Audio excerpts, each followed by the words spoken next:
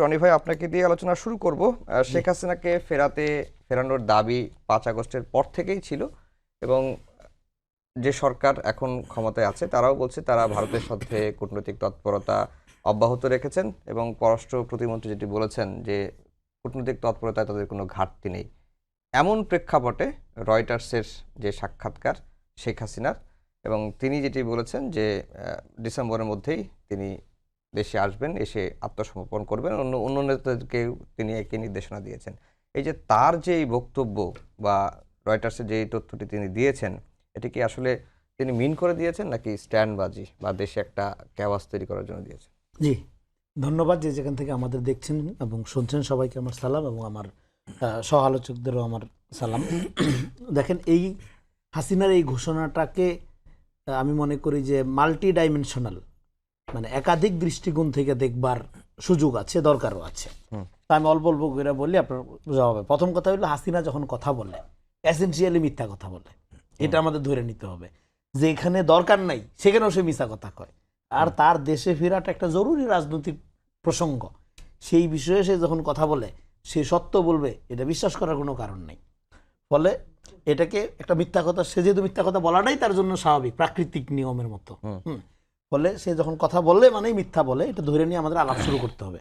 তারপরেও সম্ভাব্যতা বিচার করে আমরা দেখি, আচ্ছা ধরেন সে ডিসেম্বরে ফিরবে, সম্ভাব্যতা সে ফেরার ঘোষণাটা রয়টার্সের আগে আমাদের এখানে ব্যারিস্টার রুমিন ফারহানা কিন্তু এক ধরনের জানিয়ে দিয়েছেন তার ফিরতে কোনো আইনি বাধা নেই। কেন আইনি বাধা থাকবে? তারে ফেরানো হোক, আপনি যেরকম প্রশ্ন করলেন, সেটা তো একটা গণদাবির বিষয়। এটা নিয়ে আন্দোলন পর্যন্ত হয়েছে হাসিনাকে ফেরানোর জন্য। এখন কথা হলো, এটা আওয়ামী লীগ চায় কিনা হাসিনা ফিরুক। যারা রাজনীতি করে আওয়ামী লীগের, তাদের একটা বড় অংশই চায় না হাসিনা ফিরুক, কারণ হাসিনা তাদের সাথে প্রতারণা করে তাদেরকে বিপদের মুখে পালাইছে তার লুটেরা চক্রটাকে সাথে করে নিয়ে। তো ফলে আওয়ামী লীগের মধ্যে হাসিনাকে ফেরা নিয়ে আপনার বিভক্তি আছে।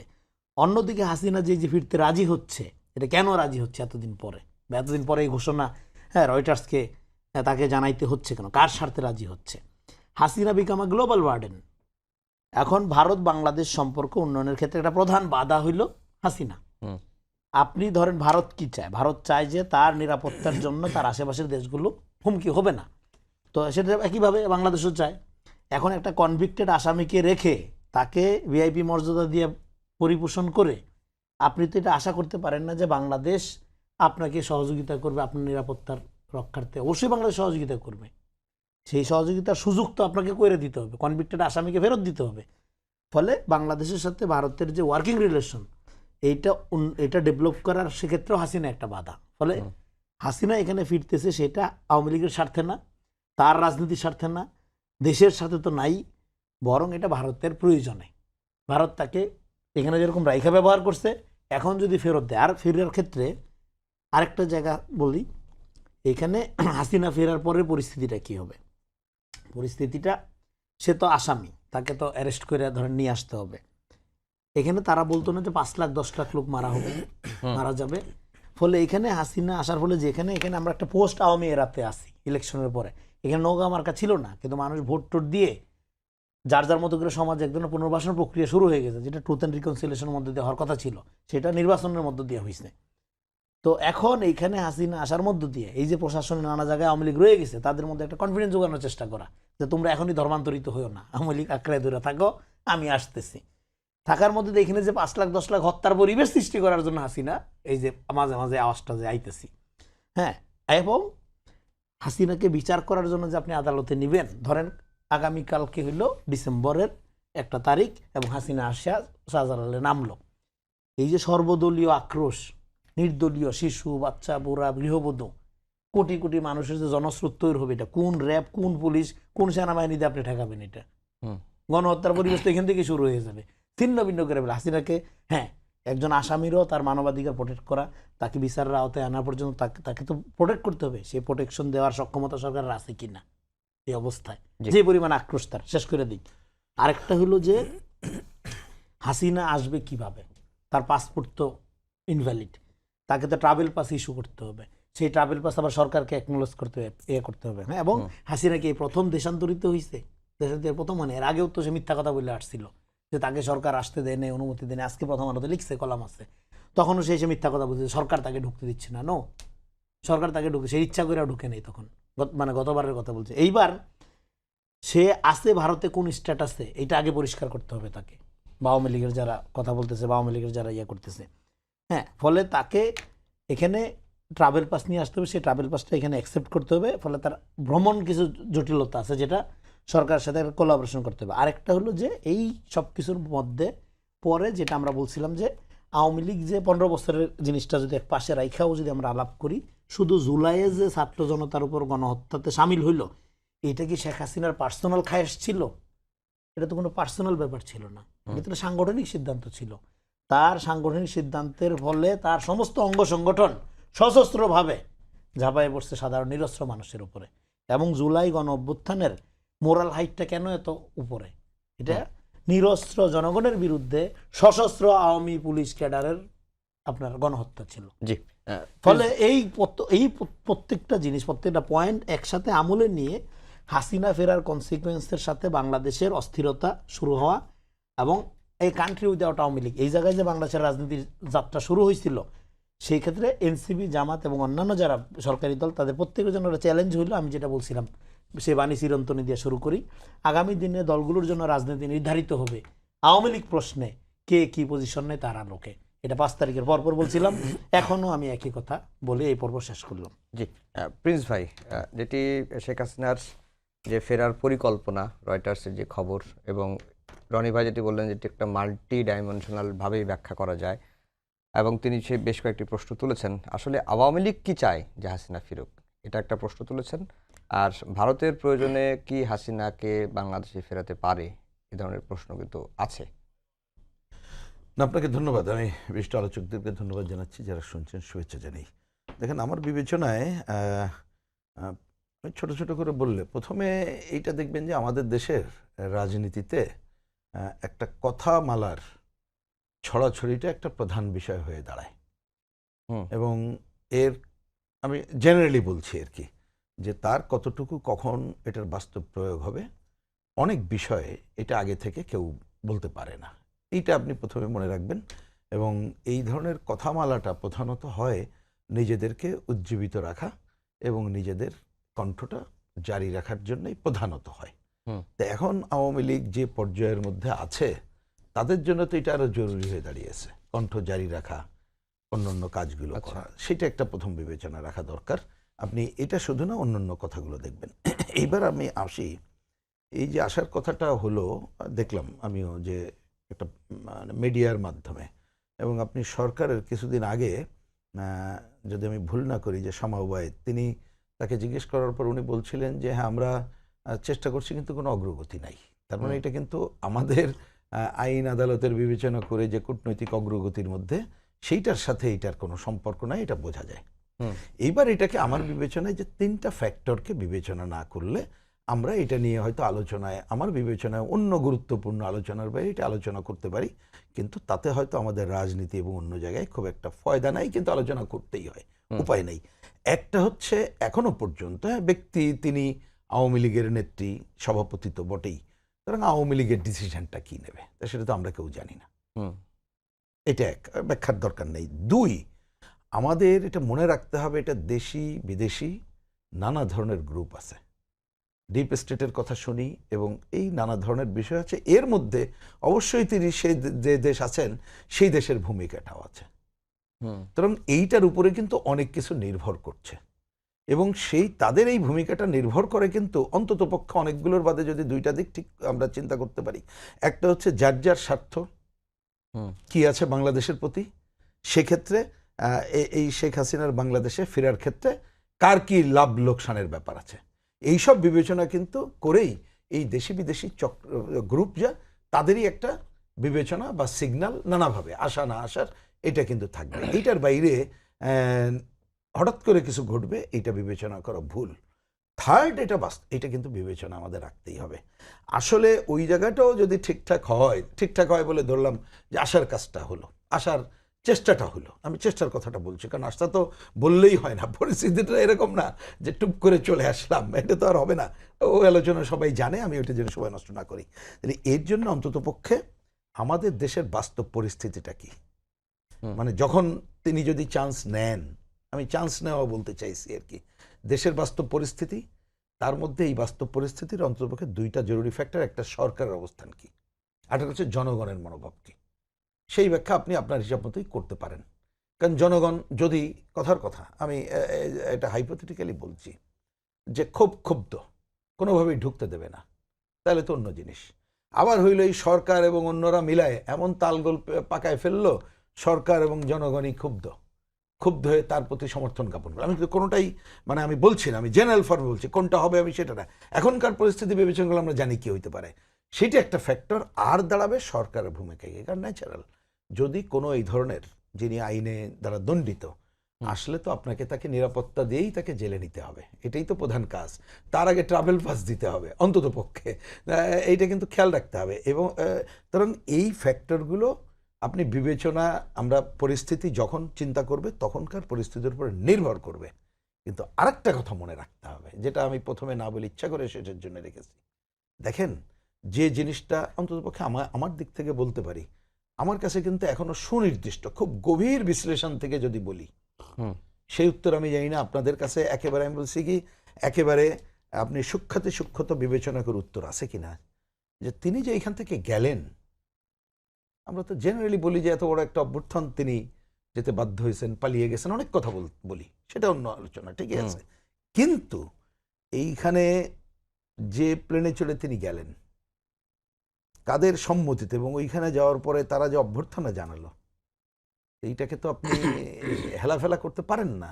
সুতরাং এই যে ঘটনাবলী, সেই তাদের ভূমিকাটা কি, সেইটাকে বাদ দিয়ে কোনো জায়গায় বাংলাদেশে আসা জিনিসটা এত সহজ করে যদি কেউ বিবেচনা করি, তাহলে এটা বোধহয় বাস্তবসম্মত হয় না। জি, ফরিদুল হক ভাই, রনি ভাই বলছিলেন যে আওয়ামী লীগ প্রশ্নে গণঅভ্যুত্থানের অংশীজন যে দলগুলো আছে, বিএনপি, জামায়াত, এনসিপির ভূমিকাটা কি হবে সেটার উপর নির্ভর করছে তাদের ভবিষ্যৎ রাজনীতি, এটি একটি দিক।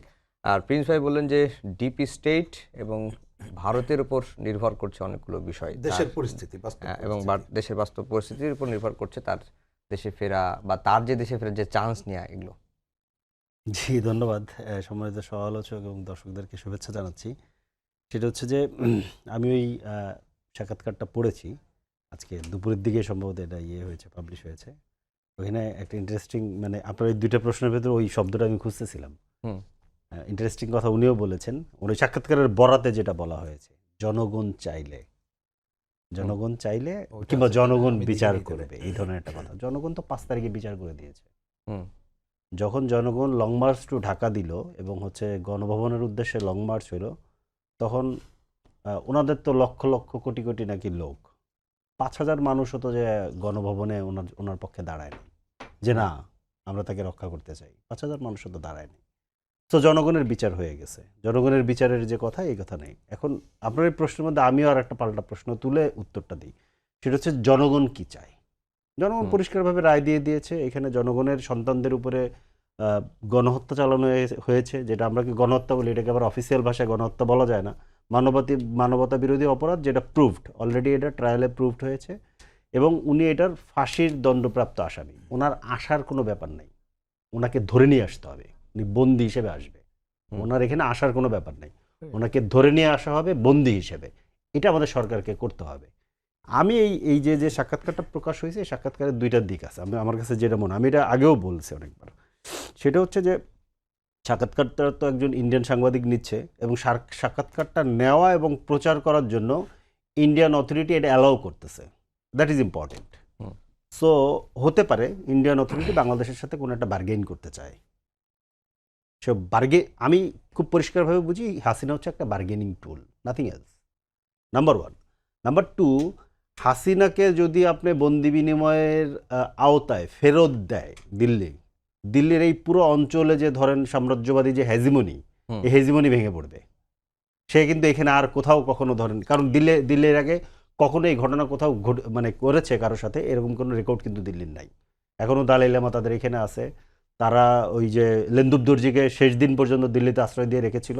তো এই হিস্ট্রিক্যাল উদাহরণগুলো আমাদের সামনে কিন্তু আছে। সো হাসিনাকে তারা ফেরত দিবে, এইটা হওয়ার চান্সেস খুব কম। দিস ইজ নট 81, এটা 2026। এবং 81-এ যেটা হয়েছিল, সে যে গল্প দিয়ে, তখন ইন্টারনেট ছিল না, পৃথিবী এত আগে ছিল না, সে যে গল্প দিয়েছিল যে তাকে আসলে আসতে দেওয়া হচ্ছে না, সেটা তো আসলে সত্য না। সে 79 সালেও পাসপোর্ট রিনিউ করেছিল দিল্লির এম্বাসি থেকে, মানে তার পাসপোর্ট ছিল, সে পাসপোর্ট নিয়েছিল, এখন তার কাছে পাসপোর্টও নাই, এবং সে হচ্ছে একজন মৃত্যুদণ্ডপ্রাপ্ত আসামি গণহত্যার অভিযোগে। অতএব তার নর্মালি আসার কোনো ফ্যাক্টর এখানে নেই। এখানে জিনিসটা যেটা হয়েছে সেটা হচ্ছে যে দুইটা কারণে হতে পারে। তার দিক থেকে যে আমি ধারণা করছি যে তার সম্মতিতেই এটা প্রকাশ হয়েছে। তার দিক থেকে যেটা হয়েছে যে এই যে তাদের যে কি যেন প্রতিষ্ঠাবার্ষিকী ছিল, এই প্রতিষ্ঠাবার্ষিকীর মধ্যে তারা একটা বিরাট হুঙ্কার তুলছিল, এই হুঙ্কারটা তো মিজারেবলি ফেল করছে।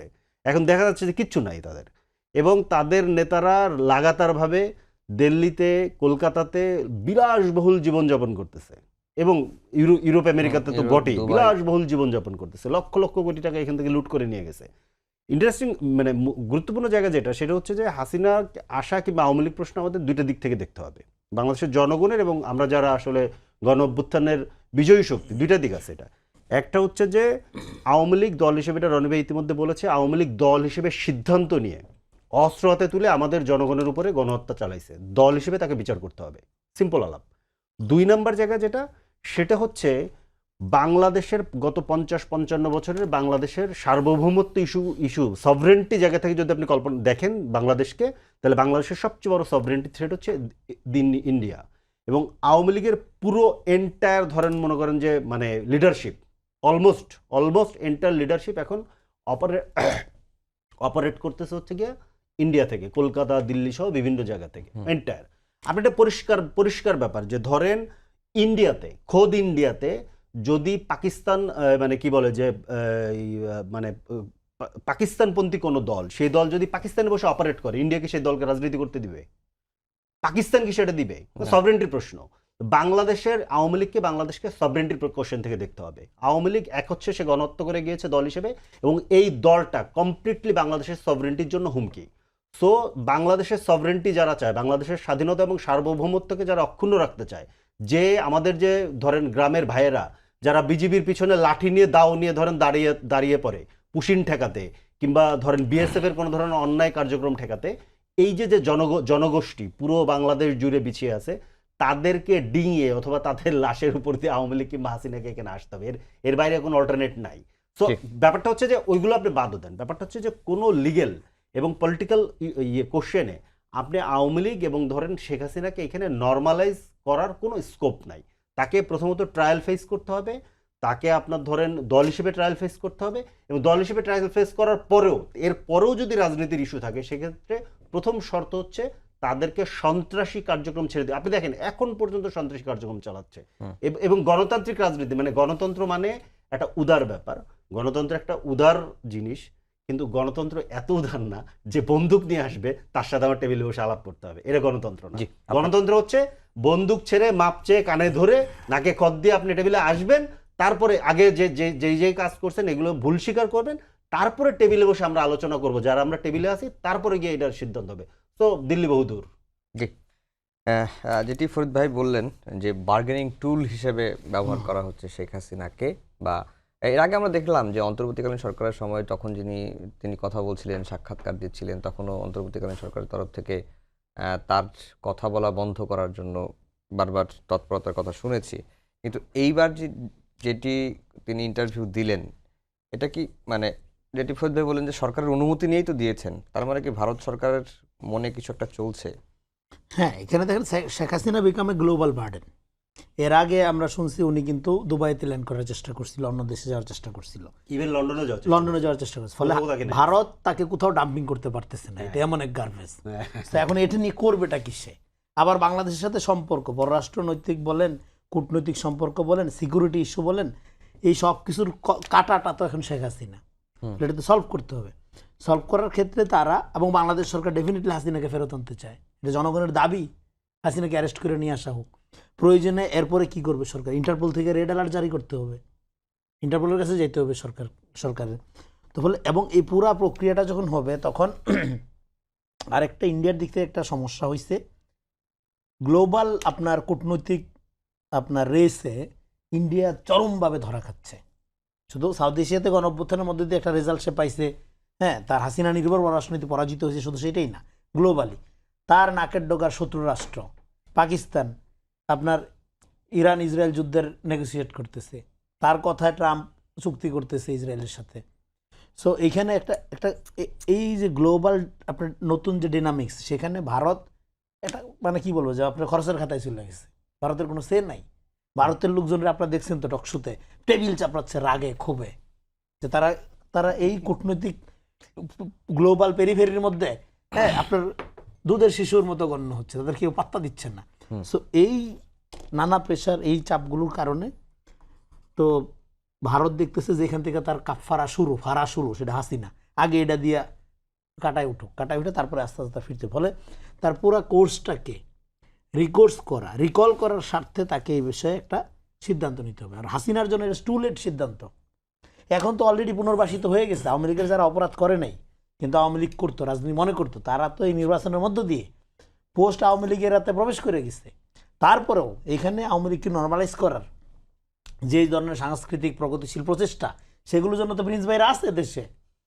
আপনার যদি সাংস্কৃতিক ধরেন আপনি একজন প্রগতিশীল সংস্কৃতি চর্চা করবেন, করবেন, সেটার জন্য এখানে একটা ডেমোক্রেটিক সরকার আছে, সেটাও যদি না পোষায়, এখানে প্রোগ্রেসিভ ফোর্স আছে তো, রাজনীতি করতেছে তো, তারা আপনাদের শেল্টার দিবে, সমস্যা নাই তো। প্রিন্স ভাইয়ের দায়িত্ব হ্যাপিলি তুলে নিবে, আওয়ামী লীগের এই জন্য কোনো দরকার নেই। ফলে আপনারা যারা আওয়ামী লীগকে রাজনীতি মনে করেন, হ্যাঁ, এই যে ধরেন কয়েকদিন আগে শাওনের মতো লোকজন কথাবার্তা বললে বা করে, দরকার নাই তো। এখানে গণতন্ত্র মনা, প্রোগ্রেসিভ, কালচারালি খুবই রিচ এরকম পলিটিক্যাল পার্টি আছে, হ্যাঁ, প্রিন্স ভাইয়ের আছে, আর অনেকেই আছে, তো তারা আপনাদের প্রোটেক্ট করবে, কোনো সমস্যা নেই। আওয়ামী লীগের ভূত থেকে আপনারা নামেন।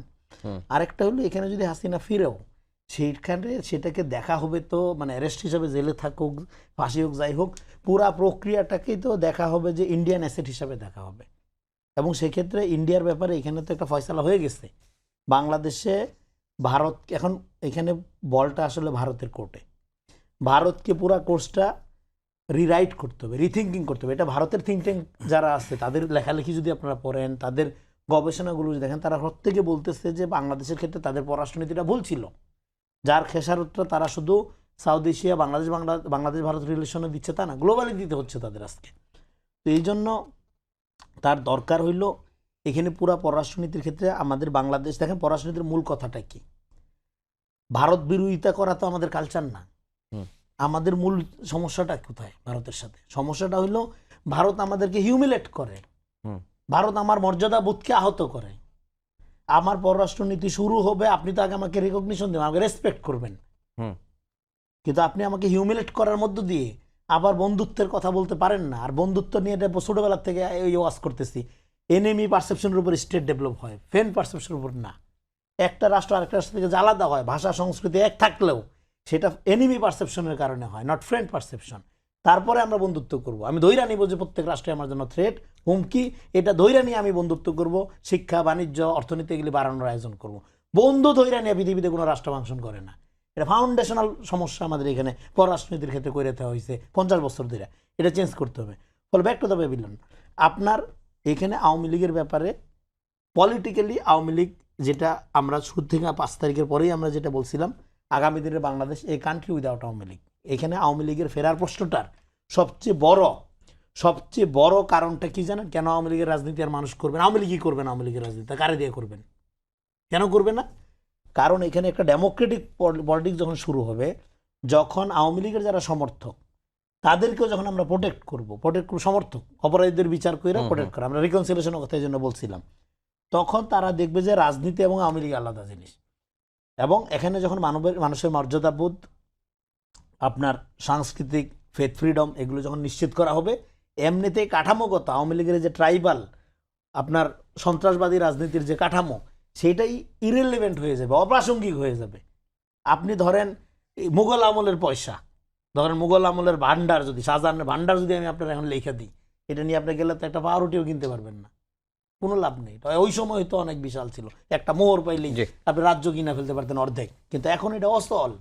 আওয়ামী লীগের আওয়ামী লীগটা ঐতিহ্যবাহী সংগঠন, মাওলানা ভাসানী জন্ম দিয়েছে, প্রতিষ্ঠা করেছে। এইটার অর্ধেক জানাজা শেখ মুজিব বাকশাল কায়েম করার মধ্যে দিয়ে করছে, আর বাকি কফিনের শেষ পের একটা হাসিনা ফেসিবাদ কায়েম করার মধ্যে দিয়ে করছে। তো ঐতিহ্যবাহী সংগঠন কেউ অস্বীকার করতেছে না, কিন্তু ঐতিহ্যেরও শেষ আছে, শুরু আছে যেমন শেষ আছে, শেষ হয়েছে তো।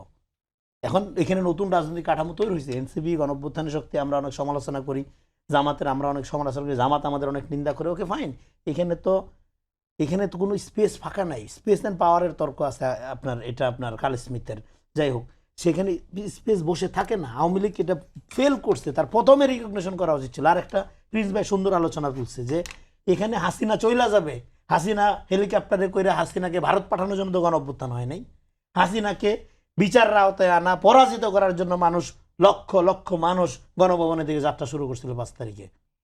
এবং যাত্রা শুরু করতে গিয়ে তখনও আপনার অনেক মানুষকে বিভিন্ন পয়েন্টে গুলি করে মারা হয়েছে, দুপুর পর্যন্ত খবর নাই যে হাসিনা পালাইছে, তো বিকেল পর্যন্ত, সাভারে সন্ধ্যা পর্যন্ত গুলাগুলি হয়েছে।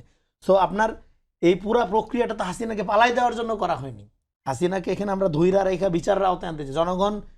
জনগণ বিজয় অর্জন করেছিল, পরাজিতকে তাদের কাছে রাখার জন্য।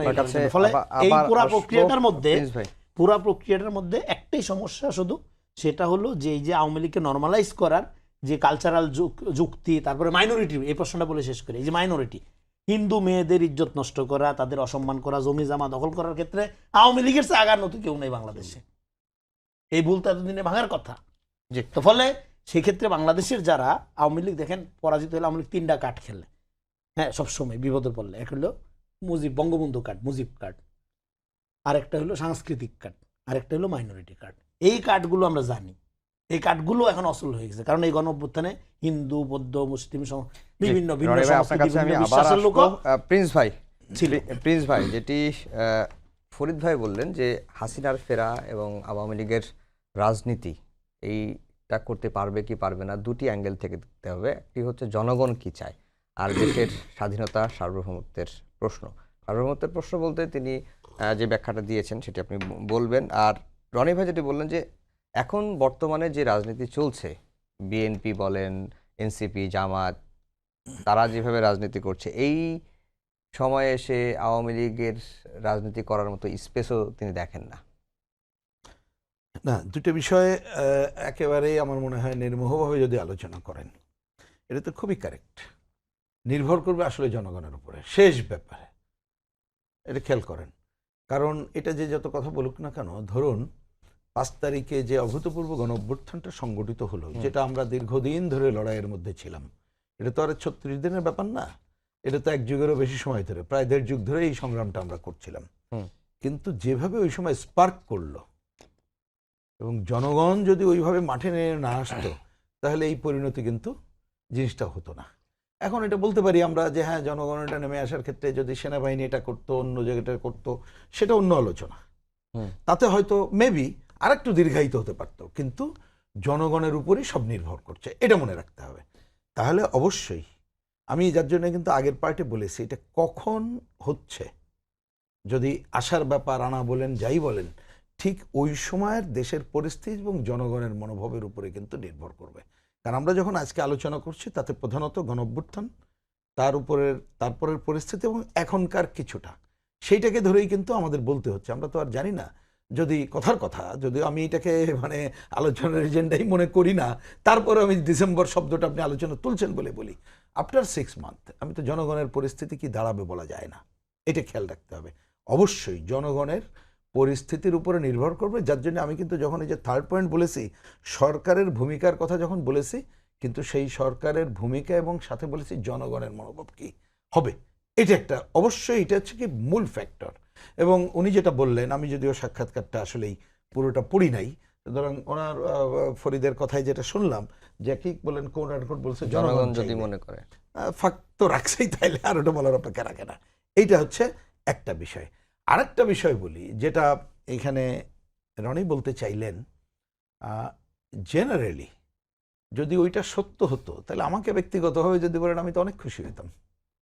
আমি অনেক খুশির কথাটা কেন বলছি, আমি যদি ওনার কথা বলি, আমি ওনারটাকেই বলছি যে বাংলাদেশ আফটার গণঅভ্যুত্থান এখন যেভাবে এখন রাজনীতিতে সাজানো হয়েছে, তাতে করে তাদের আর কোনো স্পেস নাই। এমনকি উনি এটা বলার চেষ্টা করেছেন, কেউ যদি তার কালচারাল ডমিনেশন বা অন্যান্য বিষয়গুলো বলেন, এখানে তো অনেকগুলো প্রোগ্রেসিভ ফোর্স আছে, তাদের কাছেও যেতে পারে, ওনার ভাষায় উনি বলেছেন। আমি যদিও পরেরটার সাথে মিলছি না, কারণ এটা ওই লায়াবিলিটি কে নেবে? ওই লায়াবিলিটি নিয়ে লেফটদের কাজও না, পরিষ্কার কথা। লেফটদের কাজ তার নিজস্ব অর্গান করা, অন্য জায়গাটা না, যেটা বরঞ্চ ওই লায়াবিলিটি দেখবেন ক্ষমতাশ্রয়ে ওটা জামাত করে, বিএনপি করে, অন্যরা করে, এমনকি এনসিপিও করে বলে আমরা দেখি। আমি ওই আলোচনায় ঢুকছি না, কিন্তু এইটা আমি মনে করি যে না, এখনো যদি আজকে আমাকে বলেন এই রাজনীতির স্পেসটা আমরা পূরণ করতে পেরেছি, যেটা করা দরকার আমি মনে করি। এবং আমরা তো লেফট অনেকদিন ধরে বলতেছিলাম যে বাংলাদেশে একেবারে শাসক গোষ্ঠীর যে দ্বিদলীয় ধারা নানাভাবে এমনভাবে হয় যে ওই দেশি বিদেশি গোষ্ঠী তারা মনে করে যে সরকারে থাকবে সেও তার লোক, বিরোধী দলে যে থাকবে সেও তার লোক। সুতরাং একটা অল্টারনেট ডেমোক্রেটিক প্রোগ্রেসিভ ফোর্স দরকার, সেটা কিন্তু এখন হয়নি। বরঞ্চ এইখানে যতই আমরা একটা পজিটিভ চিন্তা করি না কেন, একটু মনে রাখতে হবে যে আমাদের যারা মুক্তিযুদ্ধের পক্ষে ছিল না, যারা কিন্তু এখনো আদালতেও সেটা প্রমাণিত, সেই শক্তি এখানে বহল তবিয়াতে আছে, তারা পার্লামেন্টে আছে, বিরোধী দল হিসাবে আছে। এবং আপনি অন্য একটা বিচারের জায়গাটা অবশ্যই বিচার করতে হবে, এটা নিয়ে তো কোনো দ্বিধাদ্বন্দ্ব নেই। এত বড় হত্যাযজ্ঞ এবং এই ঘটনা, এটা তো নতুন করে এটা নিয়ে আলোচনার আমি কিছু দেখি না। কিন্তু এই শক্তি যেটাকে আমরা অপশক্তি বলি, তার বিচারের প্রশ্ন, তাদের যে সাম্প্রতিক ভূমিকা এবং তাদের উপরে দাঁড়িয়ে এইখানে যে একটা উগ্র মানে জঙ্গি পন্থার যে উদ্ভাবনের জায়গাটা করছে, সেইটার মধ্য দিয়ে কিন্তু পুরো রাজনীতিটাই একটা ডেমোক্রেটিক আবহাওয়ার মধ্যে চলে আসছে, এমনটি কিন্তু এখনো দেখছি না। কিন্তু সেইটা আমাদের কামনা। যদি ওই রকম একটা জায়গায় আসতে পারি তাহলে অন্ততপক্ষে আমি তো খুবই ভালো দেখি, এবং সেটাই কিন্তু আমরা চাই, আমাদের আকাঙ্ক্ষাও তাই চাই যে অন্ততপক্ষে একটা ডেমোক্রেটিক ফোর্স, তার মতো মানে একটা না, মানে ফোর্স বলতে আমি একটা দল মিন করছি না, নানা দল মিলিয়ে তারা যদি আসে তাহলে সেই জায়গাটাই কিন্তু আপনি একটা ভালো জায়গায় যাবে। এইখানে প্রসঙ্গক্রমে দেখবেন যে দুইজনের আলোচনায় একটা জায়গায় আসছে, আমি যদি ছোট্ট করেও বুঝে থাকি, উনি তো প্রথম দিন থেকেই বলেন, আমি যেটা শুনেছি আপনার গণঅভ্যুত্থান, যে একটা রিকনসিলিয়েশনের কথা। ওনারাও যখন কথা বলেন তখনও কিন্তু দেখবেন শেষে এসে বলছে যে মিনিমাম তো উপলব্ধি নাই। কথা তো সত্য, এ তো আর বলার অপেক্ষা রাখে না। বরঞ্চ অনেক প্রভূতিক কথা যেটা আসছে সেইটা কিন্তু বরঞ্চ যদি কারোর মনের মধ্যে কোনোভাবে কোনো সফট কর্নার থাকে, সেইটাকে কোনো সুযোগ আর রাখছে না কিন্তু। সুতরাং আমি ওইটাকে, যার জন্য আমি প্রথমেও বললাম আমার এজেন্ডাটা বরঞ্চ হচ্ছে দেশের পরিস্থিতি কীভাবে হয়তো ডেমোক্রেটিক পজিশনটাকে নিয়ে আসা যায়, সেটাই প্রধান। এবং ওই শক্তির এইখানে যদি কখনো সুযোগটা কিছু পায়, সেটা পাবে কিসের উপরে দাঁড়িয়ে জানেন? এই যে আমাদের যে ন্যূনতম গণতন্ত্রের পথে যাত্রা যেটা করছি, তার মধ্যে একটা প্রধান দায় হচ্ছে সরকার যারা ক্ষমতাসীন আছে, যদি তারা চরমভাবে কোনো ব্যর্থতার পরিচয় দেয়। কারণ বাংলাদেশ, মনে রেখেন, আমাদের বাঙালিদের নানা ধরনের চরিত্র আছে, ভালো মন্দ মিলায়। আমরা যেমন অতি দ্রুততার সাথে অনেক কিছু করি, দ্রুততার সাথে ভুলেও যাই, এটা মনে রাখতে হবে। সুতরাং যখন একটা বড় আকাঙ্ক্ষার মধ্যে যখন দেখলাম আকাঙ্ক্ষা আশাহত হলো, তখন হয়তো দেখবেন বললাম যে আরে এর থেকে আগেই ভালো ছিল। তখন কিন্তু অগ্র পশ্চাৎ এতদিনকের এই 15-16 বছরের হিসাবটা আর কিন্তু মনে থাকে না, আর অন্য কিছু থাকবে না।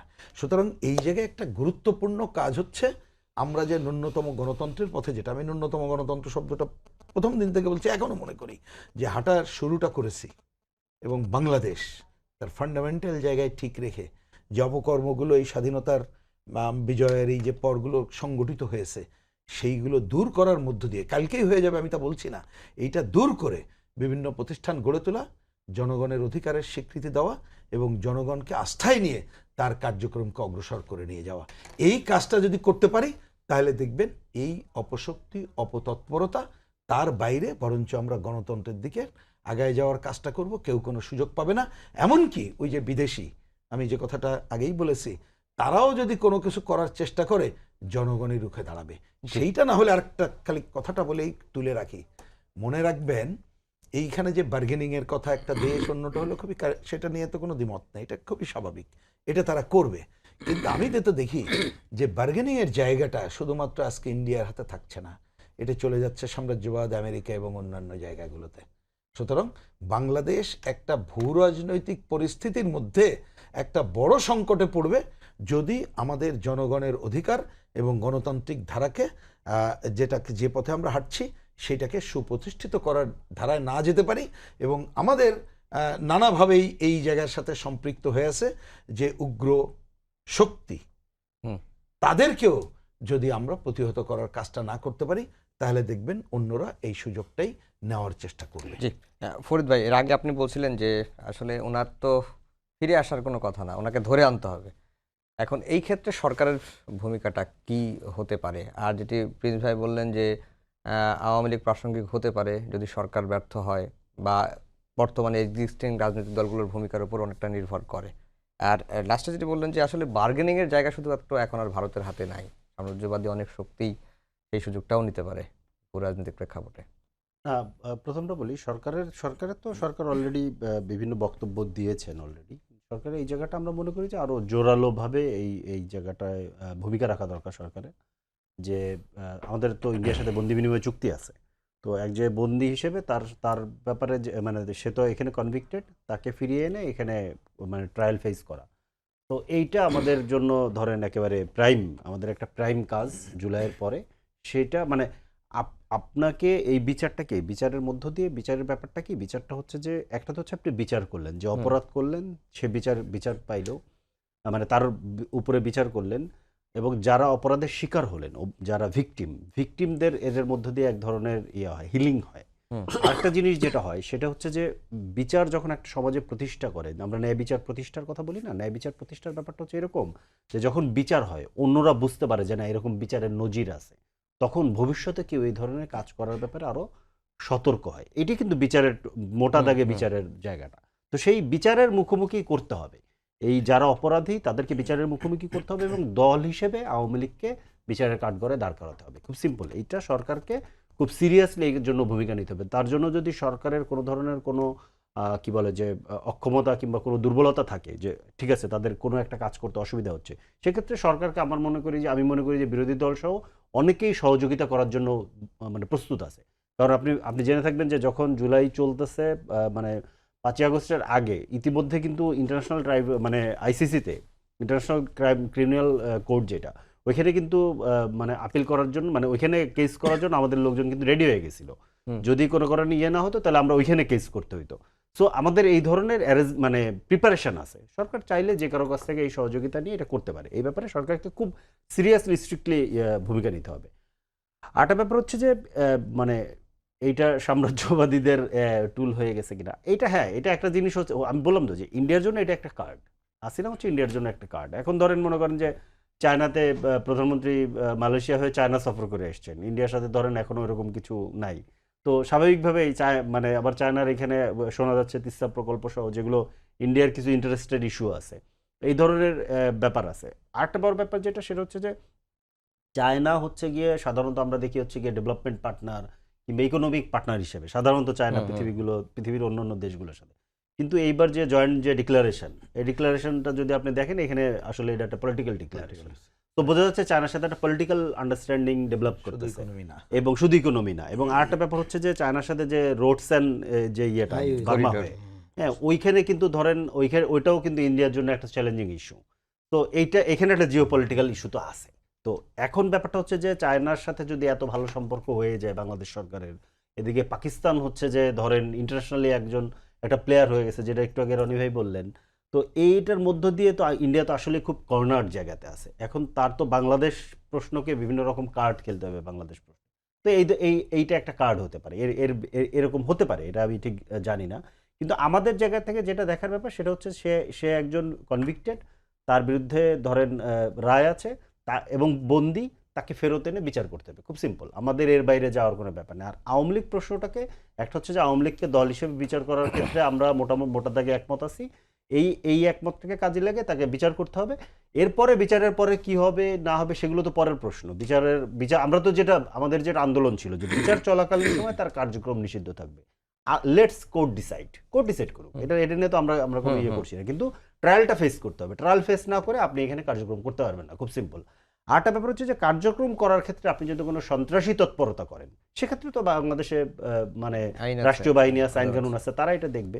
সো এইগুলো নিয়ে আলাদা করে ধরেন মানে নিয়ে আরেকটা যেন আপনি কি বলছিলেন?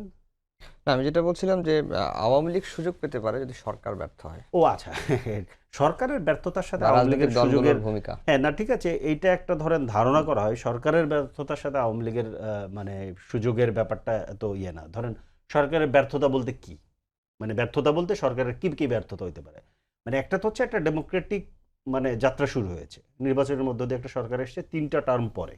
তো এবং এই সরকার তাদের মতো করে ধরেন কার্যক্রম করছে। সরকারের বিভিন্ন জায়গায় ব্যর্থতা হতে পারে, ব্যর্থতা হলে ধরেন মনে করেন যে সিম্পল ডেমোক্রেটিক ফর্মে কি হয়, একটা ইলেকশন হওয়া অথবা একটা মধ্যবর্তী ইলেকশন হওয়া, পরে জনগণ যদি মনে করে যে না সরকার চালাতে পারতেছে না, অন্যদেরকে ক্ষমতা দেবে, খুব সিম্পল।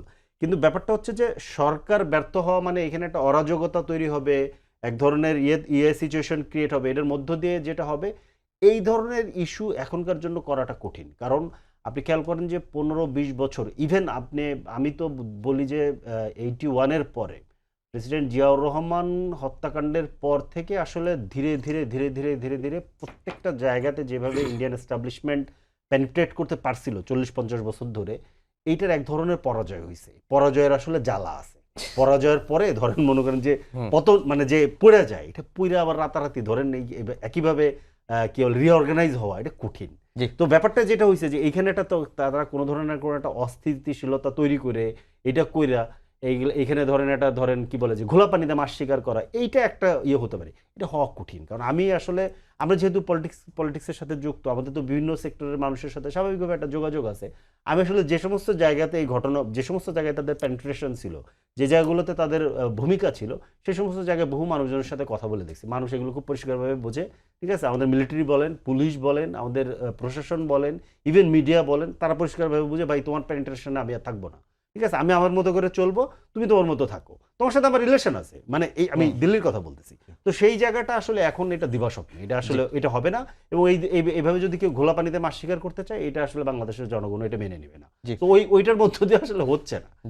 রনি ভাই, প্রধানমন্ত্রী যে মালয়েশিয়া সফর, চীন সফর, এই প্রেক্ষাপটে শেখ হাসিনাকে দিয়ে ভারত কার্ড খেলতে পারে, মানে এরকম কিছু আপনার অনুমানই ছিল, এটা অবাক করার কিছু। ইভেন আপনি আনন্দবাজারের রিপোর্টিং এর ধরনগুলো যদি দেখেন, তাহলে আপনি আসল এই যন্ত্রণার কথাটা, যেটা কষ্ট করতে হয় আপনার, আপনি বুঝতে না, এটা সবচেয়ে পারফেক্ট ভিউ পাওয়ার জন্য আমি কষ্টটা চিন্তা করি। আনন্দবাজারের বিকল্প নাই তো, আপনি সবচেয়ে পারফেক্ট ভিউটা পাবেন। আপনি দেখেন সে কি লিখতেছে, একটি নয়, দুটি নয়, 24টি যুদ্ধ বিমান কিনলো আপনার চীনের কাছ থেকে। এটা ওরা মনে করছিল এটা এই কলকাতার মাছের বাজার যাবে, বড় মাছ থেকে বলবো 250 গ্রাম দেন বা 150 গ্রাম দেন, এরকম মনে হচ্ছিল না, এরকম না ব্যাপারটা। তো আপনার এটা দুইটা আলাদা দেশ, ওইভাবে বিচার করতে হবে। আর যেটা এখানে আপনারা আলোচনা করলেন যে হ্যাঁ, বাংলাদেশ, আরেকটা জিনিস আমরা খুব ভুলভাবে ব্যাখ্যা করি, সেটা হলো যে আপনি চায়নার সাথে গেছেন, আমেরিকা শত্রু হবে বা ইন্ডিয়া শত্রু হবে। নো, এটা একটা মাল্টিপোলার ওয়ার্ল্ডে আমরা প্রবেশ করছি। আপনি দেখেন চায়নার সবচেয়ে ক্লোজ বন্ধুকে সাউথ এশিয়াতে পাকিস্তান। আচ্ছা, চায়নার সবচেয়ে বড় শত্রুকে সারা দুনিয়াতে আমেরিকা। তাহলে সেই চায়নার বন্ধুর মধ্যস্থতায় আমেরিকা নেগোশিয়েট করতেছে। তার মানে এই যে আমেরিকা চায়না বাইনারি করে যে আমরা চিন্তা করতাম, এটা তো বাস্তবে 2 পয়সার কোনো সত্যতা দেখা যাচ্ছে না। তার মানে এখানে আসলে পররাষ্ট্রনীতি এইভাবে অ্যাবসোলিউট এনিমিটি দিয়ে ফাংশন করে না। এখানে শত্রুতা যাই নাও, তারা নেগোসিয়েশন করে এবং আর্ট অফ নেগোসিয়েশনের মধ্যে দিয়ে উইন উইন সিচুয়েশনের মধ্যে দিয়ে কে কীভাবে বের হয়ে আসতে পারে, সেইটা হলো একটা ধরেন খুব গুরুত্বপূর্ণ জায়গা থাকে। আর ফেসিবাদের প্রশ্নে যেটা হলো যে ধরেন এখানে বাংলাদেশে এই সরকার ফেল করতেছে, কোনো কিছু দাঁড়াচ্ছে না, তারপরেও হাসিনা কথা কেউ বলবে না, তারপরেও আওয়ামী লীগ প্রাসঙ্গিক হবে না। ফলে আওয়ামী লীগ একমাত্র প্রাসঙ্গিক করার জন্য এই জন্য বারবার এখানে অস্থিরতা তৈরি করা হবে, একমাত্র সন্ত্রাসের পরিবেশ তৈরি করা হবে। এগুলো ছাড়া আর কেউ ওই আওয়ামী পিরিয়ডে জাহেলিয়াতের সাথে কেউ তুলনা করতে পারবে না, ওইদিকে কেউ যাবে না। এই জন্য যত অস্থিরতা তৈরি করার চেষ্টা করা হয়, আমরা ইন্টারিমের আমলে দেখছি, এখনও আমরা দেখতেছি। এবং এখন আপনি দেখবেন যে নতুন কতগুলো ফ্যানাটিক প্রবণতা কিছু শুরু হয়েছে। এই জঙ্গিবাদের হুজুক আপনারা শুনছেন না? বাংলাদেশে যখনই দেখবেন যে এখানে আপনার বিভিন্ন এজেন্সি অ্যাক্টিভ হয়ে গেছে, তখন সবার আগে জঙ্গিবাদ চারদিকে আওয়াজ শোনা যাবে। এবং সেইখানে কিছু কিছু রাজনৈতিক দল তারা নিজেদের স্বার্থে সেখানে তারা আপনার স্বার্থ নেওয়ার জন্য এখানে পার্টিসিপেট করে এই ধরনের বয়ানে। বাংলাদেশে আওয়ামী লীগ ছাড়া বড় কোনো জঙ্গি সংগঠন নাই, এটা আগেও ছিল না, এখনও নাই। ফ্যানাটিক প্রবণতা সব দলেই আছে, ফ্যানাটিক সমর্থক সব দলেই থাকে, কিন্তু সেইটা যদি আইনের শাসন নিশ্চিত করা হয় সেটা কমানো যায়। আওয়ামী লীগের রাজনীতি প্রসঙ্গ আসলে একটা ন্যারেটিভ সবসময় এসেছে 5 আগস্টের পরেও, যে মুক্তিযুদ্ধের বিরোধিতা করে, গণহত্যায় সহযোগিতা করে জামাত করতে পারলে আওয়ামী লীগ কেন পারবে না? আচ্ছা, জামাত করতে পারলে আওয়ামী লীগ কেন পারবে না, সেই সমস্যাটা কে সৃষ্টি করছে? আওয়ামী লীগই তো। আওয়ামী লীগ বিচার নিয়ে রাজনীতিটা করার মধ্য দিয়ে, জামাতকে ভিকটিম বানানোর মধ্য দিয়ে, জামাতকে রিভাইভ করার দায় তো আওয়ামী লীগের। আমরা তো 100 বার আওয়ামী লীগ এই 71-এর গণহত্যার জন্য যারা দায়ী তাদের বিচার 10,000 বছর পরে হলেও যে সমস্ত পরিবার ছিল তারা ছেড়ে দিবে, কেউ ছাড়বে না। কিন্তু সেই বিচারটা নিয়ে রাজনীতি করে এই দেশকে ফ্যাসিবাদের দিকে ঠেলে দিয়ে এখন জামাতের সাথে নিজে দেখেন, আওয়ামী লীগের ভাগ্য জামাতের সাথে এক সূত্রে গাঁথা হয়ে গেছে আজকে। এবং যেমন জামাত যেরকম মনে করে যে 71 ছিল ভারতের ষড়যন্ত্র, আজকে আওয়ামী লীগ মনে করে 24 হলো আমেরিকার ষড়যন্ত্র, মনে করে না? একই রকম জিনিস, একই রকম সংগঠন দুইটা, এই জন্য একই রকম যুক্তি দেয়। এখানে 71 সালে জামাতের যে পজিশন, এই ব্যাপারে কোনো বিতর্কের অবকাশ নেই, এটা সবাই জানে। কিন্তু সেটার সাথে আওয়ামী লীগের পজিশনের ঐক্য কি দেখেন? 71 কি আওয়ামী লীগের ব্যাপার? আপনি একটা কথা আমি বারবার বলি, 1971 সালের মহান মুক্তিযুদ্ধের শহীদদের তালিকা আর ওই সময়ের আওয়ামী লীগের বড় বড় নেতাদের তালিকা আপনি মিলাই দেখেন, তাহলে আপনি বুঝতে পারবেন মুক্তিযুদ্ধে বামপন্থীদের অবদানকে আওয়ামী লীগ চিরদিন যেভাবে ভুলুণ্ঠিত করেছে, তারপরে করে এটাকে একটা আওয়ামী যুদ্ধে পরিণত করছে। এটা এখানে বাংলাদেশের বামপন্থী প্রগ্রেসিভ ফোর্স, সাধারণ মানুষ, কৃষক, শ্রমিক, সেনা, ইপিআর, ইপিজেড নানাভাবে যে এখানে জনযুদ্ধ ছিল, সেটাকে আওয়ামী লীগ কলুষিত করেছে। সেই কলুষিত করছে বইলা, হ্যাঁ, সেটা জামাত যেরকম বেনিফিট নিতে পারে না, একইভাবে জামাতের আওয়ামী লীগের 71 পজিশন ভুল ছিল বইলা আওয়ামী লীগের ফ্যাসিবাদী রাজনীতি ভালো হয়ে যাবে বা বৈধ হয়ে যাবে, এটার কোনো সুযোগ নেই। আমাদের সময় একেবারে শেষ। কালেমা লেখা পতাকায় জঙ্গি নাটক তৈরির ষড়যন্ত্র চলছে, শেখ হাসিনা দেশে ফিরতে পারবে না, তাদের হাতে রক্তের দাগ। এটি বিএনপির vice chairman doctor Asaduzzaman Ripon বলেছেন। জঙ্গি নাটক তৈরির ষড়যন্ত্র চলছে কিনা আপনার কাছে কি মনে হয় যে নিউজগুলো দেখে? না, আমি একটা ছোট ওইটার আগে একটা 2 মিনিট সময় আছে, না 30 সেকেন্ড একটা মন্তব্য করি। অ্যাকচুয়ালি আপনি মনে রাখতে হবে যে মুক্তিযুদ্ধ এটা ছিল জনযুদ্ধ। মুক্তিযুদ্ধের ব্যবসা করার মধ্য দিয়ে কিন্তু আওয়ামী লীগ, আপনি দেখবেন জামাতকে তারা ওই যে কি 28 অক্টোবর বিএনপির সমাবেশ হয় না, তারা শান্তিপূর্ণভাবে চলে গেল, মানে রাজনৈতিক স্বার্থে তো তারাও ব্যবহার করেছে। এর আগে বিএনপি জামাত নিয়ে ক্যাবিনেট গঠন করে সেটা যেমন আছে এটা করেছে। তো সুতরাং এটা মনে রাখতে হবে যে আমাদের ওই যে অপতৎপরতার বিচার সবটাই চলবে, কিন্তু এই যে বিগত দিনে আওয়ামী লীগ তার যে ভূমিকা, এই ভূমিকাকে অন্য কাউকে দিয়ে কাউন্টার পোজ করা চলবে না, যার যার জায়গা সেটা করতে হবে। এখন এই কথাটা আমি বলি যে আসাদুজ্জামান রিপন সাহেবের কথা বলে, উনি তো সরকার দলীয় অন্যতম নেতা, ওনারা ভালো বলতে পারেন। আমি তো সরকারি তথ্যেই দেখলাম যে এই রকমের জঙ্গি তৎপরতার কথা। এটা দেখলাম যে ওই তৎপরতার ব্যাপারে একটা আছে, আমাদের এনসিপির বন্ধুরা তাকে স্থায়ী বহিষ্কার করলো। সুতরাং এই ব্যাপারে সরকারকেই খুঁজে বের করতে হবে, কোনো ব্যাপারে উন্নাসিক থাকা চলবে না। এই কারণে এটা মনে রাখতে হবে যে এই অভ্যুত্থানের সময়ও কিন্তু আমাদের জেল থেকে অনেকে বেরিয়ে গেছে, আমাদের অস্ত্র চলে গেছে, এবং বারবার এটা বলছি, অনেক কিছু কিন্তু আমাদের দেশের উপরও নির্ভর করে না, বিদেশি নানা ধরনের ঘটনাবলী আছে, তারা একটা অস্থিতিশীল পরিবেশ তৈরি করার কিন্তু তারা করতে চায়। আমি যার জন্য আমি আগে যে কথাটা বলেছি তাতে কিন্তু সরকার বলতে আমি মেন করেছি যে আমরা যে গণতান্ত্রিক ধারা চালাইতে চাই এবং এই গণ অভ্যুত্থানের যে শক্তি সম, আমি সবার কথা মেন করি। আমাদের এই ধরনের ব্যর্থতার উপরে দাঁড়িয়ে যদি আসে মানেই ক্ষমতায় আসবে, আমি কিন্তু সেটা মেন করছি না।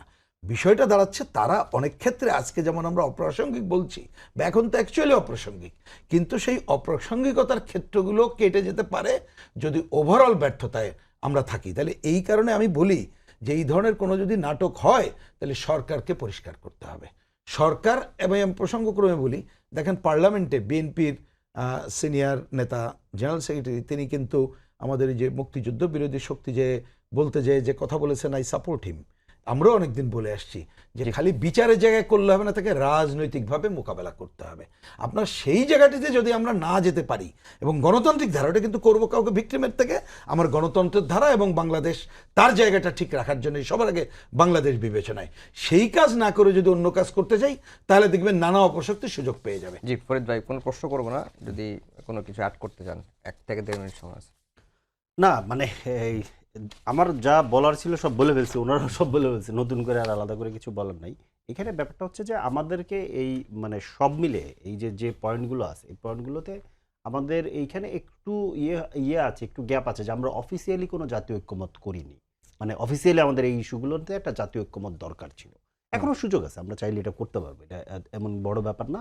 কিন্তু আমাদের আসলে অফিসিয়ালি কিছু বিষয় আসলে জাতীয় ঐক্যমত করতে হবে, যে এই বিচারের প্রশ্নটাকে আমরা কীভাবে ডিল করব, এই প্রশ্নটাকে আমরা কীভাবে, এবং এতে করে যেটা হবে যে নিজেদের মধ্যে যে কাদা ছোড়াছড়ি আছে এই ইস্যুগুলো নিয়ে, এইগুলো আসলে থাকবে না।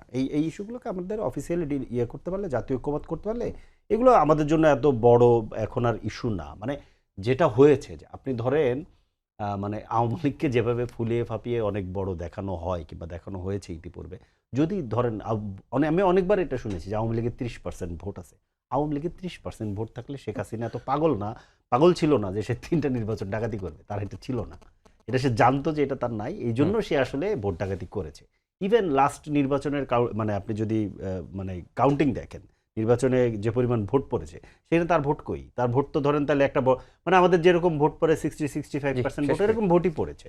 যদি তার ওইরকম 30% ভোট হতো, তাহলে 30% ভোট তো লোক তো ভোট কেন্দ্রে যাওয়ার কথা না, তাহলে তো ভোটের কাউন্ট হচ্ছে গিয়া মানে কাস্ট হচ্ছে গিয়া 30% কিংবা 35%, তাই না? তো সেটা যেহেতু হয় নাই, এর মধ্যে দিয়ে বোঝা যায় যে ওইটা আসলে তার নেই। তার যেটা ছিল যে একটা মাফিয়া বাহিনী, পোষা একটা মাফিয়া বাহিনী কিছু সুযোগ সুবিধা দিয়ে সেটা করেছে। আমি শেষ কথাটা যেটা বলতে চাই যে এই যে এইটার মধ্য দিয়ে যারা মূলত দেশে থেকে আসলে এই কাজগুলো করতে চায়, এই যে অযথা মানে কি বলে যে অন্যায় ঝুঁকে একটা গণতান্ত্রিক রাষ্ট্রের মধ্যে সন্ত্রাসী কার্যক্রম করে যারা এটা করতে চায়, তাদেরকে বলি বাবারা তোমাদের নেতাদেরকে দেখো, এরা সবাই আরামে আছে, সবাই শান্তিতে আছে, তুমিও শান্তিতে থাকো।